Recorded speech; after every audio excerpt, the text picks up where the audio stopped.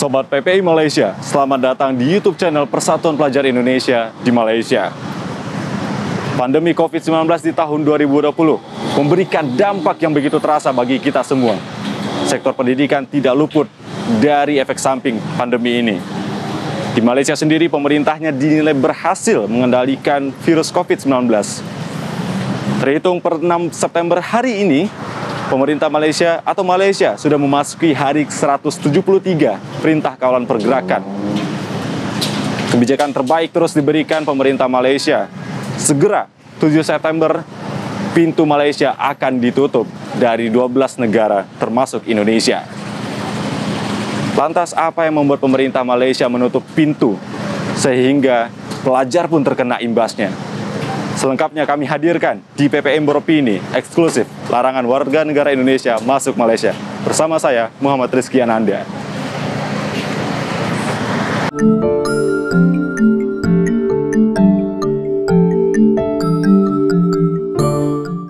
Salam Perhimpunan. Sobat PPI Malaysia, saat ini sudah bersama kami Bang Muhammad Rajif Syarif selaku Ketua Persatuan Pelajar Indonesia Malaysia. Apa kabar Bang? Sehat? Yuk, sehat ya.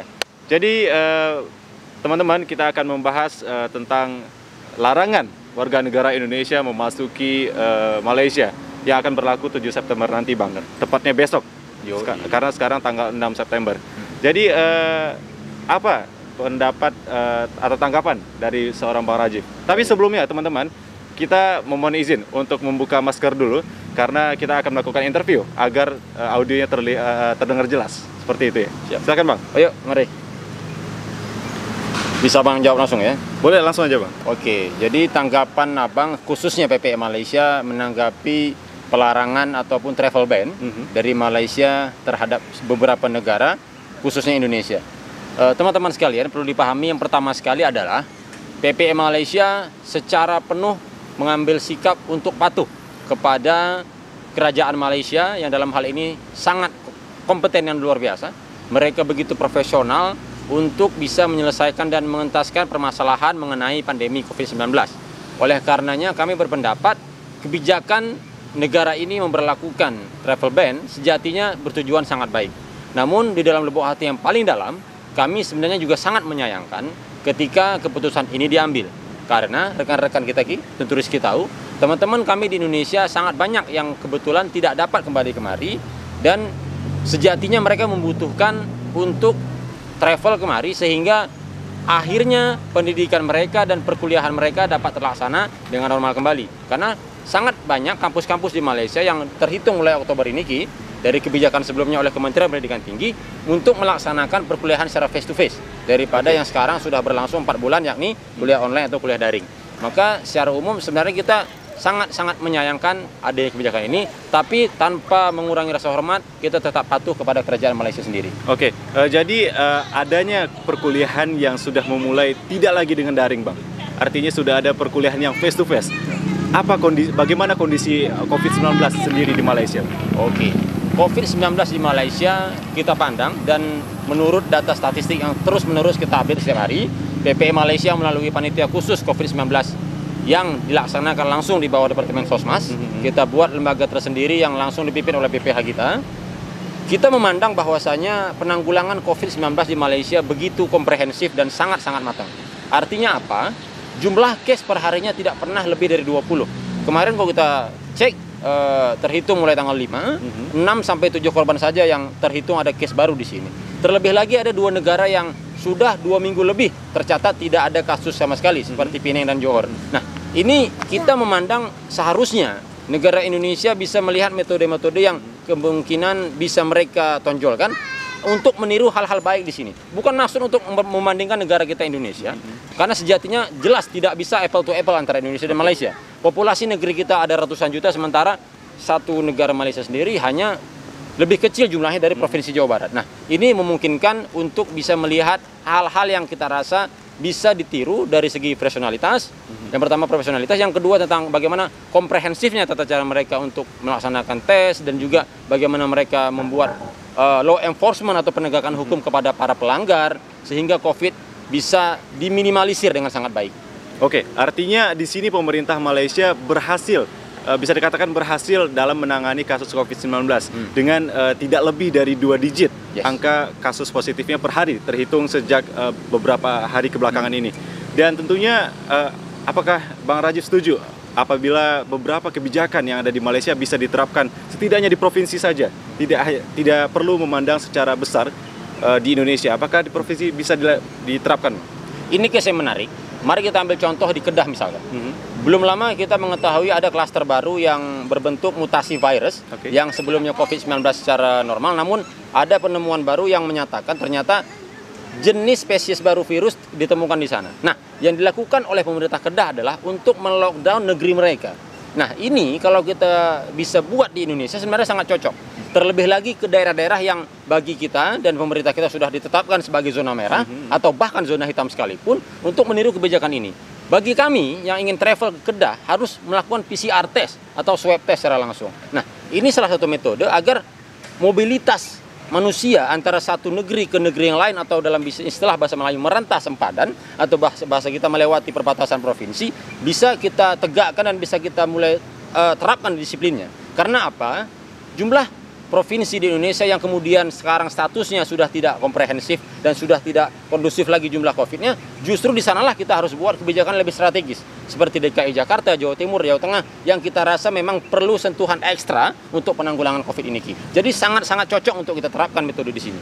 Oke, artinya perlu ada ketegasan dari aparatur negara untuk menegakkan peraturan-peraturan terkait COVID-19, Bang. Sepakat. Oke, kita melihat kasus COVID di Indonesia begitu tinggi lonjakannya dan baru saja 2 hari yang lalu rekor terbaru catatan per harinya. Kemudian apakah ini mempengaruhi pemerintah Malaysia untuk menegakkan atau mengeluarkan larangan masuk ke Malaysia ini, Bang? Oke, benar.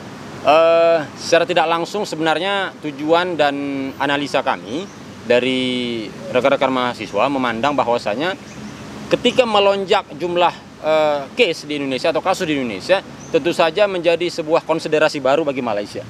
Dan ternyata sekarang atau kemarin kita sudah mengetahui jumlah negara yang dilarang untuk ke Malaysia tidak hanya 3 lagi. Sebenarnya di awal kita ketahui India, Indonesia dan Filipina. Tapi yang terbaru ternyata ada banyak negara lagi seperti Turki, US, Bangladesh pun juga tidak dibenarkan masuk kemari. Artinya apa? Malaysia sangat tegas dan begitu teliti untuk melihat bagaimana perkembangan dan perlonjakan jumlah case COVID di negara mereka. Sehingga kalau memang sempadan itu dibuka atau perbatasan itu dibuka atau akses internasional itu dibuka, maka secara tidak langsung akan membuka kembali pintu masuknya COVID. Maka benar sekali Rizky bilang, kalau kita melihat kasus Indonesia yang COVID-nya terus-menerus melonjak dengan rekor demi rekor, itu juga menjadi salah satu konsiderasi bagi kerajaan Malaysia untuk kemudian melarang rekan-rekan kita di Indonesia untuk masuk kemari. Oke, seperti yang kita ketahui beberapa pekan yang lalu keluar statement bahwasanya lebih dari 30% atau sekitar 31% kasus case impor case impor di Malaysia berasal dari Indonesia. Tidak hanya warga negara Indonesia yang masuk ke Malaysia, juga warga negara Malaysia yang kembali ke Malaysia. Apakah Bang Rajif setuju? Terkait dengan jumlah bagaimana case impor tersebut. Kita memandang bahwa sebenarnya kita tidak bisa memungkiri setiap titik tentu saja sangat berpotensi keberadaan COVID. Nah, dengan adanya 2 case ini bisa kita bandingkan ternyata tidak terpaut dari lokasi ataupun letak geografis di mana kita berada atau warga negara apa kita. Oke, kita katakan Indonesia memang zona yang tidak sangat kondusif bagaimana melaksanakan ataupun uji coba tes ataupun yang lain sebagainya, sehingga sangat mudah dan sangat bisa dilihat peluang besar ketika virus itu masuk.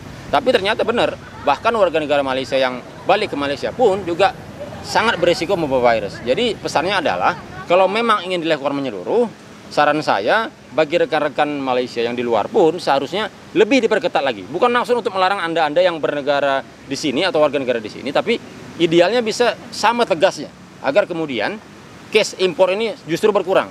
Tidak hanya mengambil case foreigner yang masuk, namun juga warga negara yang masuk dari negara luar.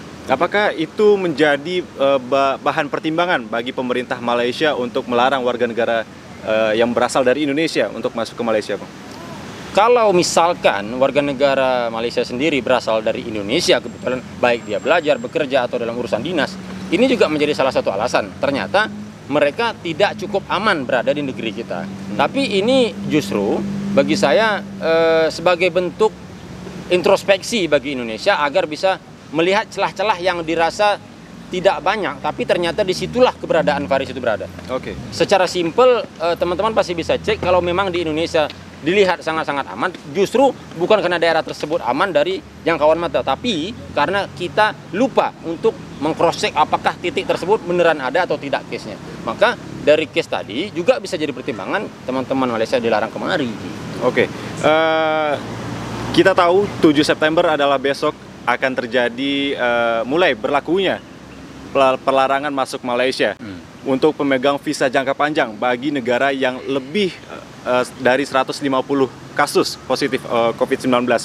Dan sejauh ini Bang, atau menjelang tanggal 7 September, adakah keluhan dari para mahasiswa yang kita tahu jumlahnya ada sekitar 10.000 secara total? Apakah ada keluhan yang diterima oleh PPIM Bang? Baik, PPI Malaysia dengan adanya kesempatan dan juga musibah seperti ini, sebenarnya ada sisi positif dan negatif. Jelas ada pro kontra juga.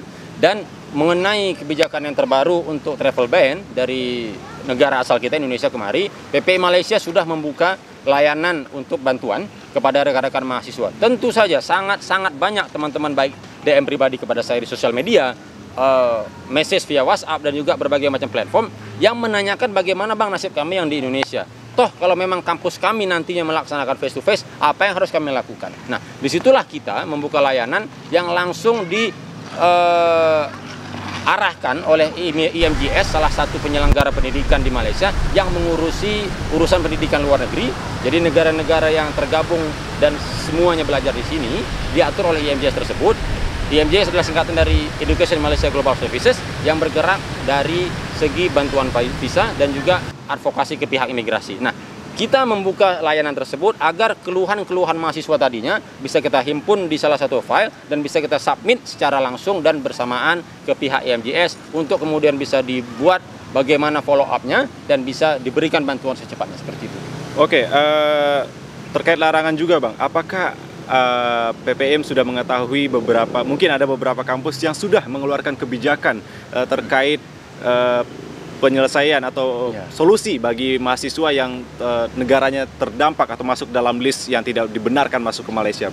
Apakah ada dari universitas yang sudah memberikan kebijakan? Oke, belum lama saya berdiskusi dengan rekan-rekan dari Universitas Malaya. Belum lama seketika pihak Kementerian Pendidikan Tinggi mengumumkan agar membuka kembali kelas konvensional atau face-to-face class, sit-in class, di mana seidealnya membuat kelas seperti biasa secara normal. Namun UM sudah terlebih dahulu mengambil kesimpulan agar melaksanakan perkuliahan hingga Desember 2020 secara daring atau secara online. Nah, ini satu kampus. Artinya banyak lagi kampus yang ternyata memiliki kebijakan yang tidak seperti kampus tersebut. Contoh, AAUM misalkan, sudah keluar announcement atau pengumuman untuk melaksanakan kelas face-to-face sesegera mungkin. Namun, jelas kata Rizky, bagi rekan-rekan kita yang kebetulan termasuk di list negara yang tidak boleh ke Malaysia, diberikan pengarahan agar bisa langsung berdiskusi di pihak International Affairs atau International Affairs Division IAD Office di setiap kampus di tempat kita berada, agar mendiskusikan bagaimana format idealnya agar perkuliahan bisa mereka ikuti walaupun mereka berada di Indonesia. Ini juga termasuk bagaimana keadaan visa mereka yang expired dan tidak bisa untuk renew dalam waktu dekat. Begitu. Oke, berarti memungkinkan bahwasanya ada kelas yang bisa secara fisikal atau face to face. Yes. Dan untuk yang jarak jauh ada media online ya, seperti itu Bang ya? Sepakat. Artinya ini langsung disampaikan oleh pihak International Division bahwa bagi yang memang tidak dapat kembali kemari dengan alasan tadi, travel ban bisa mengambil kelas atau peluang untuk daring kelas kembali. Oke, sebagai pihak ketiga dari PPI Malaysia ini, apakah ada bantuan-bantuan setelah yang Abang bilang tadi, bahwasanya membuka nantinya pengaduan-pengaduan kemudian diberikan ke IMJS, apakah ada bantuan lain yang diberikan oleh PPI Malaysia? Mungkin seperti pemberian informasi yang terus-menerus seperti itu, Bang. Baik, ini pertanyaan bagus. Hingga detik ini, Panitia Khusus COVID-19 PPI Malaysia terus bergerak untuk memberikan informasi secara real, baik itu data statistik jumlah kes COVID per hari di Indonesia dan di Malaysia, dan juga informasi-informasi terkait seperti announcement, pengumuman langsung, atau perutusan khas yang disampaikan langsung oleh stakeholder yang berada di Malaysia. Ini bertujuan agar rekan-rekan mahasiswa Indonesia yang belajar kemari dapat informasi secara clear, jelas, dan valid. Karena kita langsung meminta keterangan oleh pihak penyelenggara pendidikan yang kita sebut dengan IMJS tadi, sehingga rekan-rekan mahasiswa dapat menerima informasi secara jelas dan tidak hoax begitu. Oke, terima kasih Bang. Nampaknya mudah-mudahan perbincangan kita kali ini memberikan informasi kepada teman-teman yang berada di rumah terkait larangan warga negara Indonesia dan bagaimana pelajar yang akan menghadapi semester barunya ataupun yang sedang berjalan namun tidak bisa kembali ke Malaysia. Teman-teman, terima kasih sudah menonton PPI Beropini, eksklusif larangan warga negara Indonesia masuk ke Malaysia bersama Bang Rajiv. Terima kasih dan sampai jumpa. Sampai jumpa.